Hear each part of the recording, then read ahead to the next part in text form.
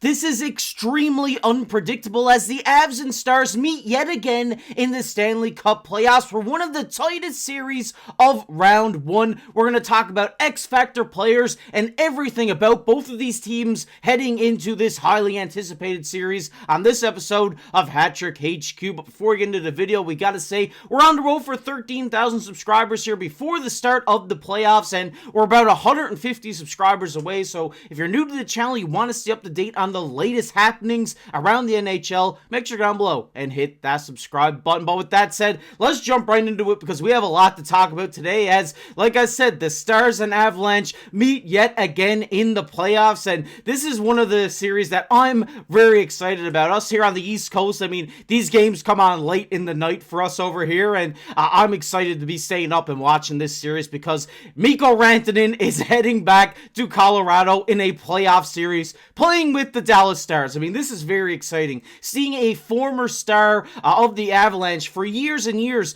finally, facing his old team and trying to, wash away the rust that they left on him. I think this is going to be so great for him and so great for this series, and just adds another storyline on top of everything in this series. I mean, if we look at how they matched up this season, the Colorado Avalanche did go on a 2-1 record, but one of those wins being in overtime, so it is almost like an even slate throughout this regular season.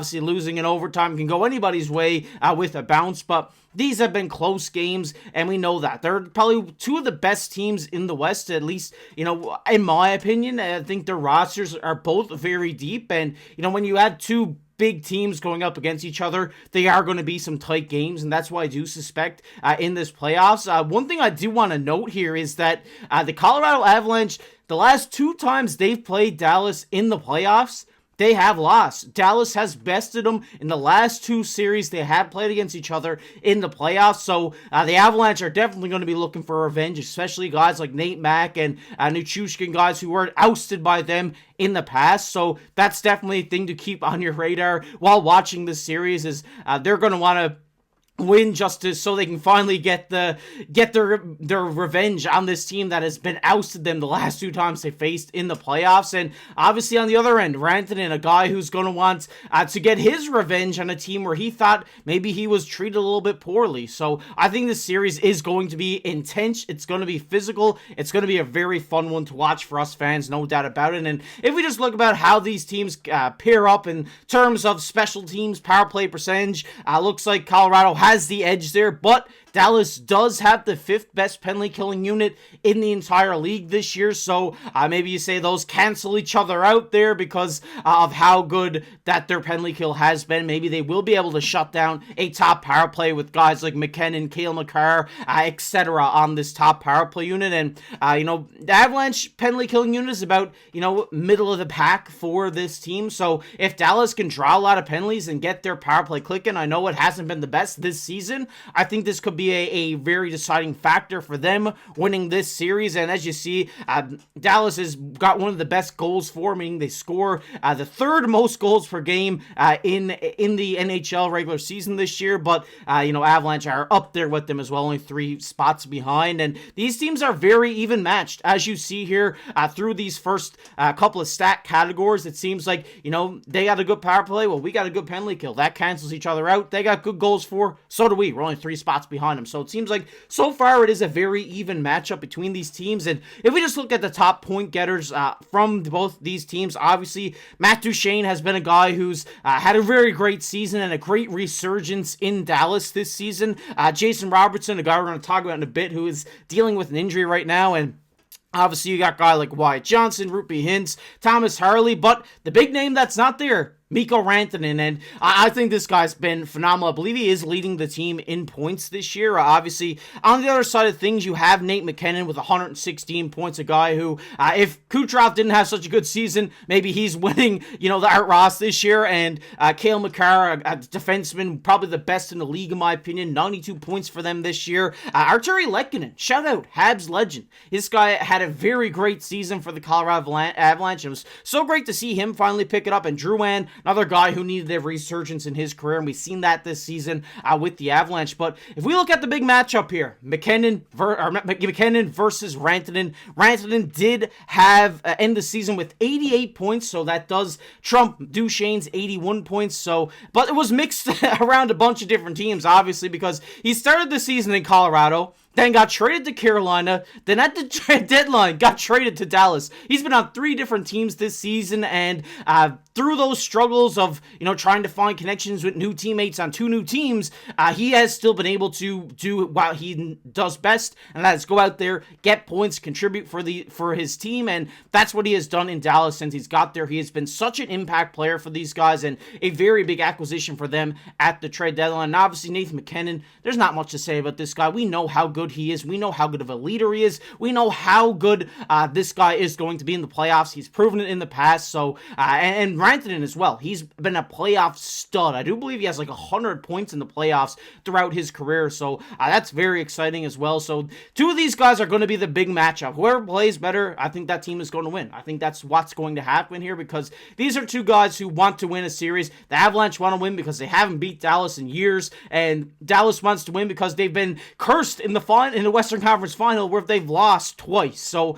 this is going to be a very interesting series, no doubt about it. If we just move on through Dallas's lineup, I did want to touch on this a little bit, because I do think the Dallas Stars do have a very deep lineup this season. I mean, if we just take a look, they have Mikael Granlund, a guy who they traded for, I believe it was like a quarter way through the season, I would put that at, and he's playing their 3rd line right now. This guy was playing top line minutes with the San Jose Sharks when he was traded, and he has played an exceptional role for this team on that 3rd line. I mean, he's a great goal scorer, a great playmaker as well, so this is really going to be good. I think what they had the edge on Colorado here is definitely the deepness through their top 12 forwards. I think Colorado does kind of have them beat on the defense side, I would say. I mean, you got another guy there like Cody Ceci, who came over in that Granlund trade. He's been a very good mobile defensive D-man. He's not afraid to shoot it from the point. I think he's been a good addition for this team as well. And obviously, big guys out here. And that's the big story in Dallas, is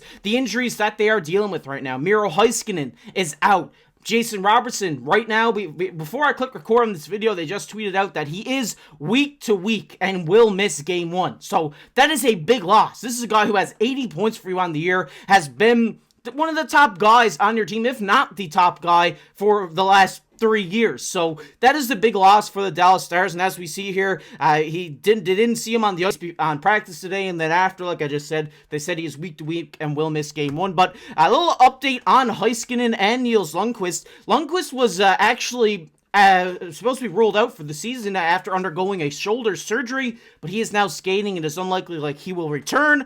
But Miro Heiskanen is skating, taking light reps, so maybe if this series gets into the depths of a Game 6 or a Game 7, maybe we'll see him return. Maybe if he isn't 100%, and I think that will be a huge addition for them. I mean, Heiskanen has been such a good defenseman for the Dallas Stars. An underrated one, I would say, in my opinion. But hopefully they can get these guys back, because this will be a difference maker in this series, no doubt about it. But swiftly moving on to the Colorado Avalanche side of things, and as you see, their top 12 forwards, you kind of see that Dallas kind of hasn't beaten that bottom 6. I mean, they have guys there that have done good for them, like Ross Colton and guys like this down the bottom 6 who have been contributing, but they're very top 6 heavy. I mean, you got Lehkonen, McKinnon, Nakaz, Drouin, Nelson, a guy they traded for, Nichushkin, a guy who has been proven to be a great player in this league as well. But one player that's not on this list that is going to be coming back, that is 92. Gabriel Landeskog. It is almost confirmed now that he will be starting